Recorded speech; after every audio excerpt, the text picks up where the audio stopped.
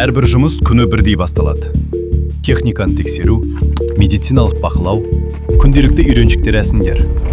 Көпшілік мұны жай ғана формальдылық деп қабылдайды. Алайда дәл осы бірнеше минуттың ішінде ондаған адамның өміріне әсер етуі мүмкін маңызды шешімдер қабылданады.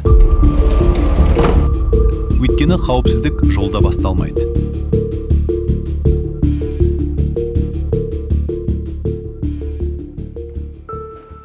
Алдымен қан қысымыңызды, содан кейін қалғанын өлшеңіз.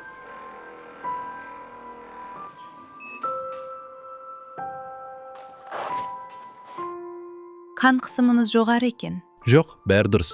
Тек ұйқым қанбады. Сенімдісіз бе? Өзіңізді жайсыз сезініп тұрған сияқты. Бүгінгі жұмысымды аяқтаймын, сосын міндетті түрде демаламын. Қауіпсіздік бәрінен маңызды. Бүгін үйде қалып, күшіңізді қалпына келтіресіз. Қауіпсіздік жолға шығар сәттен емес, одан әлдеқайда бұрын басталады. Көліктің техникалық жағдайынан, қызметкерлердің денсаулығынан және әр адамның жауапкершілігінен.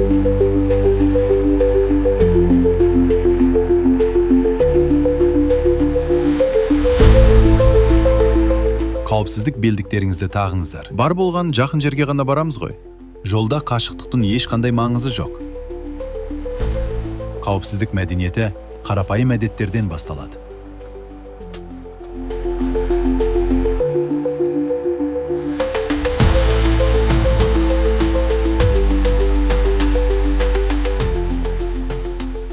Бүгін қызымның туған күні. Иә, құтты болсын. Жұмыстан соң торт алып барамын. Құтты болсын.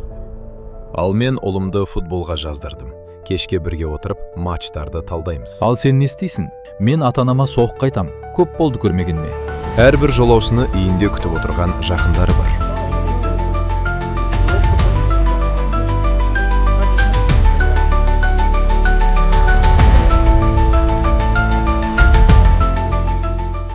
Серік аға, осынша жыл ішінде жол-көлік оқиғасына түскен кезіңіз болды ма? Иә, бір жағдай болған. Баяғыда мен де сендей жас едім.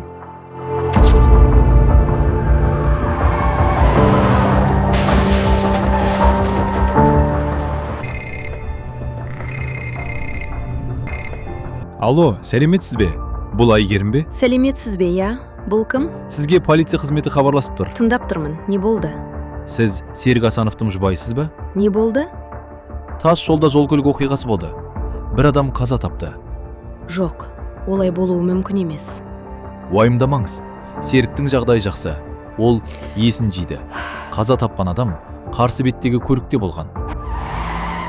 Сол кезде мен алғаш рет жолда тек өз өміріне ғана емес, өзгелердің өміріне де қауіп төндіретінімді түсіндім. Үйде әрқашан сені күтіп отырған жандар бар. Жол қателікті кешірмейді. Ештеңе болмайды деп ойлайсың, қоңырауға жауап бере саламын дейсің. Аздап жылдамдықты арттырсам, ештеңе етпес дейсің. Қауіпсіздік белдігін тақпасам да болады деп ойлайсың.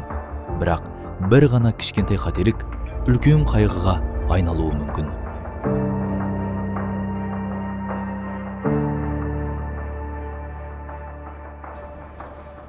Жарайды әріптестер, ертең кездескенше.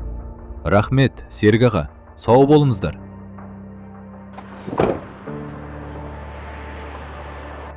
Серік аға, тоқтай тұрмыз. Серік аға.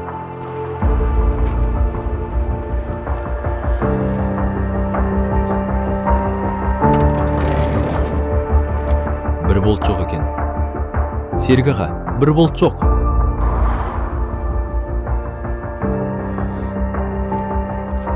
Не болды? Ой-ай.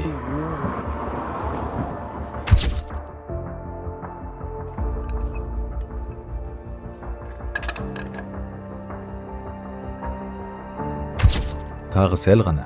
Бәрі мүлде басқаша аяқталуы мүмкін еді. Сондықтан біздің жұмысымызда ұсақ түйек деген болмайды.